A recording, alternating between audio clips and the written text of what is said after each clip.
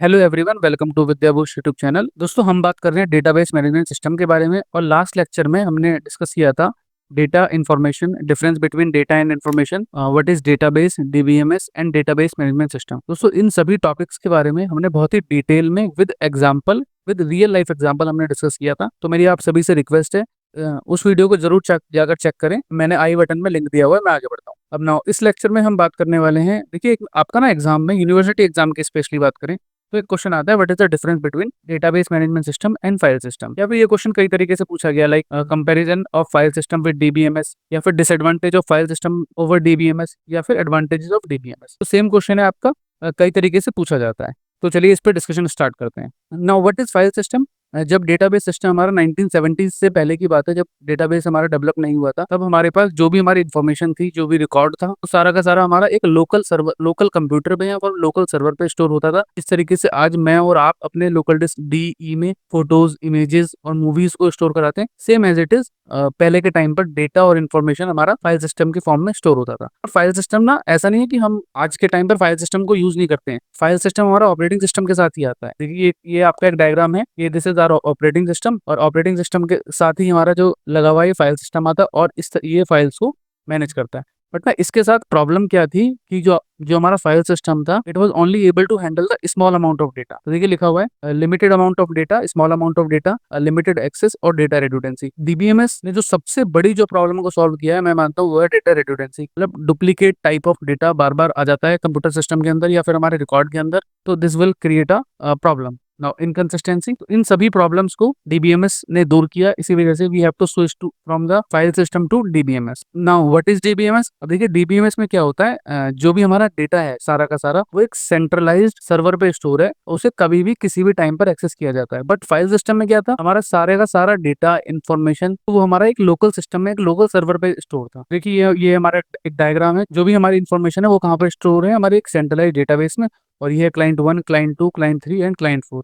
कि किसी भी टाइम पर आप इसको कोई भी एक्सेस कर सकता है। अगर हम इसको एक एग्जांपल से समझे, आप देखिए इंडियन रेलवे का डेटा है। अब ऐसा तो है नहीं कि भाई जब इंडियन रेलवे का काउंटर खुलेगा तभी टिकट्स बनेगी। जिस टाइम में ये वीडियो रिकॉर्ड कर रहा हूँ, मैं चाहूँ तो अभी भी रात को 10 बज रहे हैं, 11 बज रहे हैं, आईआरसीटीसी की वेबसाइट पर लॉग इन करके टिकट्स बना सकता हूँ। क्यों ऐसा क्यों हो पा रहा है? क्योंकि आईआरसीटीसी का जो डेटा है वो एक सेंट्रलाइज्ड सर्वर पे स्टोर है, इसी वजह से ऐसा पॉसिबल हो पा रहा है। तो इसी वजह से हम डीबीएमएस को ज्यादा यूज करते हैं। Now what are the disadvantages of file system over DBMS. University exam में आप 10 नंबर का या 7 नंबर का इस पे क्वेश्चन पक्का देखने वाले हैं, तो लिख कर आइएगा, नंबर नहीं कटने चाहिए। टाइप्स ऑफ डेटा है, data redundancy and inconsistency, difficulty in accessing the data, और data isolation, concurrency, security problem, atomicity और इंटीग्रिटी। इन पॉइंट्स पर मैं कंपैरिजन करने वाला हूँ कि क्यों DBMS is much better over the file system. तो चलिए आगे बढ़ते हैं। तो स्टूडेंट, जो सबसे पहला हमारा पॉइंट है, that is type of data. अगर हम फाइल सिस्टम की बात करें, तो फाइल सिस्टम हमारा डेटा स्टोर करता है केवल अनस्ट्रक्चर्ड फॉर्मेट में। अनस्ट्रक्चर्ड फॉर्मेट का क्या मतलब हो गया कि कोई भी एक प्रॉपर स्ट्रक्चर नहीं है।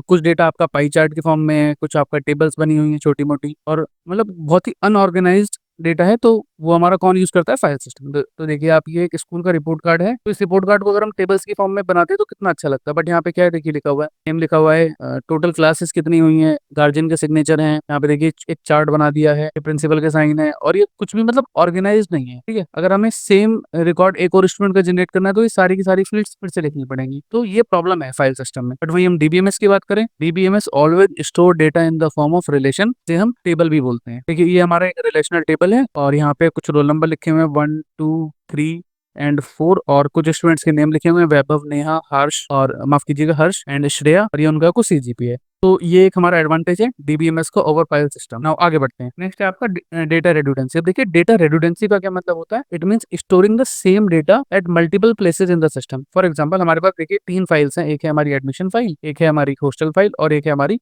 Exam file. तो देखिए ये एक स्टूडेंट है हमारा जिसका नाम है राहुल, और ये सेम स्टूडेंट क्या हो रहा है, तीनों फाइल्स में इनके इसकी जो इन्फॉर्मेशन है ये इसके रिपीट हो रही है। तो इसे ही हम बोलते हैं डेटा रेडुडेंसी। और स्टूडेंट यकीन मानिए, अभी ये डेटा बड़ा ही स्मॉल लग रहा है आपको, क्योंकि एक दो स्टूडेंट्स की बात है।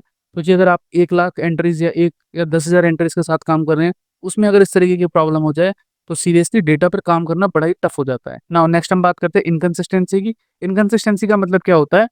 It occur when the same data become different और मिसमैच। अब इसको भी मैं एक एग्जांपल से समझाता हूँ आपको।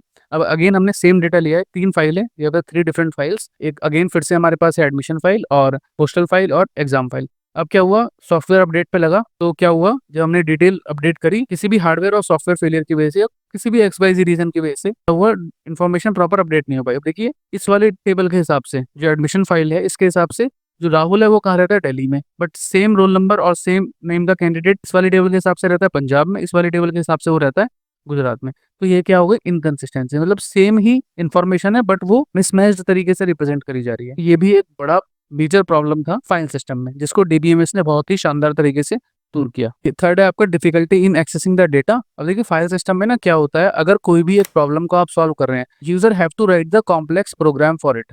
अब मैं ना इसको आपको एक एग्जांपल की तरीके से समझाता हूँ। फॉर एग्जांपल आप बैंक में गए और बैंक में आपने कोई भी जो क्लर्क है उससे अपनी कोई भी एक रिक्वेस्ट जनरेट करी, तो उसने क्या कहा, उस रिक्वेस्ट को सॉल्व करने के लिए एक प्रोग्राम लिखा और उसने आपकी जो रिक्वेस्ट है उसको सॉल्व कर दिया। फिर एक नया यूजर आया और उसने अपनी एक नई प्रॉब्लम बताई, उसके लिए क्या होगा, तो जो आपका क्लर्क है उसको फिर से एक नया प्रोग्राम लिखना पड़ेगा। ऐसे नहीं कि जो पुराना वाला प्रोग्राम है वही चल जाएगा, तो user have to write the new program for every new information. तो ये बड़ा ही मेजर कंसर्न था इसका फाइल सिस्टम का। और इसको कैसे दूर किया SQL ने, just you we need to write the SQL queries और हमारे पास सारी की सारी information in the fraction of seconds में अवेलेबल है ना। अब आगे बढ़ते हैं, नेक्स्ट है आपका डेटा आइसोलेशन। अब देखिए डेटा आइसोलेशन को ना, इसको भी एक एग्जांपल से समझते हैं। देखिए ये आपका प्रोग्रामर नंबर 1 और ये आपका प्रोग्रामर नंबर 2। ये हमारी कंपनी है फॉर एग्जांपल ABC, इसमें एक टाइम पर ये बंदा काम कर रहा था और दूसरे टाइम पर ये बंदा काम कर रहा था। तो they both use the different data structure, different files, different location to store the data. उन सबको अगर एक साथ हमें वो डेटा चाहिए, हमें एक्सेस करना है, ठीक है, तो ये भी एक बड़ी प्रॉब्लम हो जाती थी ना। और दोस्तों फाइल सिस्टम में क्या होता है, जो हमारा डेटा है ना, इट इज डिपेंड, इसकी ना डिपेंडेंसी होती है ऑन सम प्रोग्रामिंग लैंग्वेज। ठीक है, लिखा हुआ है ना, data dependency on some programming language. तो इसी वजह से फाइल सिस्टम के अंदर क्या है, जो डेटा को जो आइसोलेशन है, मतलब पहला डेटा पे अगर हम कोई काम कर रहे हैं तो दूसरे डेटा पर उसका फर्क नहीं पड़ना चाहिए। ये थोड़ा सा मुश्किल टास्क हो जाता है, बट DBMS इसको बहुत ही अच्छी तरीके से प्रोवाइड कराता है। बिकॉज इसमें क्या होता है, जितने भी एडमिन हैं उनके जो राइट्स हैं वो रिजर्व होते हैं। अब देखिए मैं रेलवे का ही बार बार एग्जांपल लेता हूँ क्योंकि रिलेट कर पाते हैं हम लोग। अगर हम बात करें IRCTC की वेबसाइट है, तो मैं केवल उस पर टिकट्स बना सकता हूँ। मैं नई ट्रेन मैं ऐड नहीं कर सकता, ना ही मैं किसी ट्रेन को डिलीट कर सकता। क्यों? क्योंकि मेरे राइट्स रिजर्व और जो भी इस डेटाबेस को चला रहा है उसके राइट रिजर्व है। तो ये प्रॉब्लम थी फाइल सिस्टम में, इसको बहुत ही शानदार तरीके से दूर किया DBMS ने। नाउ देखिए लिखा हुआ है DBMS is independent on any programming language.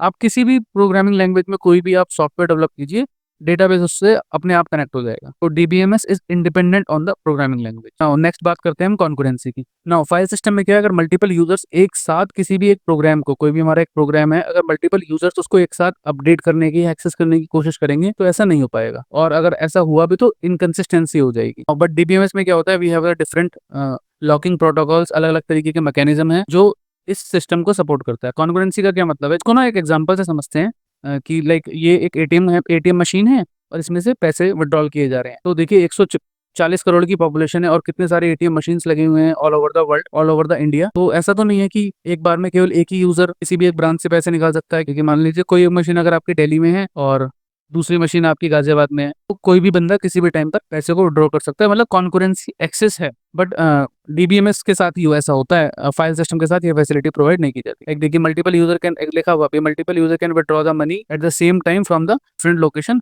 And it will update in the user account at the same time as well. और ये यूजर के अकाउंट में सेम टाइम पर अपडेट भी हो जाएगा बिना किसी समस्या के। नेक्स्ट है आपका सिक्योरिटी प्रॉब्लम। अब देखिए क्या है, file system provides a very limited security, क्योंकि जो भी सिक्योरिटी मैकेनिज्म है वो ऑपरेटिंग सिस्टम के साथ ही आता है, एंड ऑपरेटिंग सिस्टम के पास और भी अदर रिस्पॉन्सिबिलिटीज हैं। आप पढ़कर आए होंगे, अगर 5th सेमेस्टर के आप स्टूडेंट हैं तो 4th सेम में आप पढ़ के आए होंगे कि ऑपरेटिंग सिस्टम के पास और भी बहुत सारी रिस्पॉन्सिबिलिटीज हैं, इसलिए सिक्योरिटी का प्रॉब्लम हमेशा बना ही रहता है। बट अगर हम DBMS की बात करें, क्योंकि इसमें सभी के राइट्स रिजर्व हैं और multiple user can access the data at the same time, क्योंकि डेटा हमारा सेंट्रलाइज लोकेशन पे स्टोर होता है, इसी वजह से ये प्रोवाइड कराता है हमारा high security user authentication and authorization, like different user can have different access rights or strong mechanism to protect against the unauthorized access and data breaches. Now next बढ़ते हैं एटॉमिसिटी। एटॉमिसिटी का मतलब होता है all और none. इसको एक example की हेल्प से समझते हैं। मान के चलिए एक फ्रेंड है, उसके अकाउंट में 1000 रुपीज है, उसने अपने फ्रेंड को पैसे ट्रांसफर करे, तो या तो पैसे ट्रांसफर होंगे या फिर नहीं, या फिर पैसे ट्रांसफर नहीं होंगे। ऐसा नहीं है कि हमने उसको 500 भेजे और 300 चले जाएंगे और बाकी 200 नहीं जाएंगे, ऐसा नहीं होगा। आधा अधूरा काम DBMS में नहीं चलता। देखिए और फाइल सिस्टम बिल्कुल भी एटॉमिसिटी को सपोर्ट नहीं करता है। अब प्रोग्राम क्रैश, अगर किसी भी प्रोग्राम में किसी भी हार्डवेयर या सॉफ्टवेयर फेलियर की वजह से क्रैश हो गया तो कुछ फाइल्स अपडेट होंगी और कुछ फाइल्स अपडेट नहीं हो पाएंगी। DBMS ये इंश्योर करता है कि जो हमारी एटॉमिसिटी है वो मेंटेन करी जाए। उसके लिए भी कुछ हमारे स्पेशल ये हैं वर्ड्स हैं, कमिट है, हमारा रोल बैक है, उनकी हेल्प से एटॉमिसिटी को अचीव किया जा सकता है। नाउ नेक्स्ट है आपका इंटीग्रिटी कांस्टेंट। अब वो कहते हैं ना जहाँ पे रूल्स नहीं होंगे वहां पे मतभेद हमेशा होगा। Now what is integrity constant? Integrity constant are the rules that ensure the correctness, validity and consistency of the database. तो ये सब किसकी वजह से हो पा रहा है? क्योंकि there are the several rules in the database everyone have to follow. But अगर हम वही फाइल सिस्टम की बात करें तो देखिए ये एक GIF मैंने यूज किया है आपको समझाने के लिए। तो मैं फटाफट से अगर 30 सेकंड्स के अंदर अपनी बात कंक्लूड करूं तो ये थे हमारे कुछ पॉइंट्स जिन पर हमने डिस्कस करा। ये पॉइंट्स हमें ये बताते हैं कि क्यों DBMS बहुत ज्यादा इंपॉर्टेंट है फाइल सिस्टम के कंपैरिजन में। तो दोस्तों बड़ी मेहनत करी जा रही है वीडियो बनाने के लिए। अगर आप लोग यहाँ तक आए हैं चैनल में तो प्लीज सब्सक्राइब कीजिए, कमेंट कीजिए और बताइए आपको वीडियो कैसा लग रहा है। ठीक है, मुझे दीजिए थोड़ा सा समय, मैं मिलता हूँ नेक्स्ट वीडियो में। और दोस्तों मेरा नाम है अंकित मेहता एंड चैनल का नाम है विद्याभूष। रिक्वेस्ट है प्लीज सब्सक्राइब जरूर कीजिएगा। Thank you. भगवान आप सभी को खुश रखे। जय हिंद, जय भारत।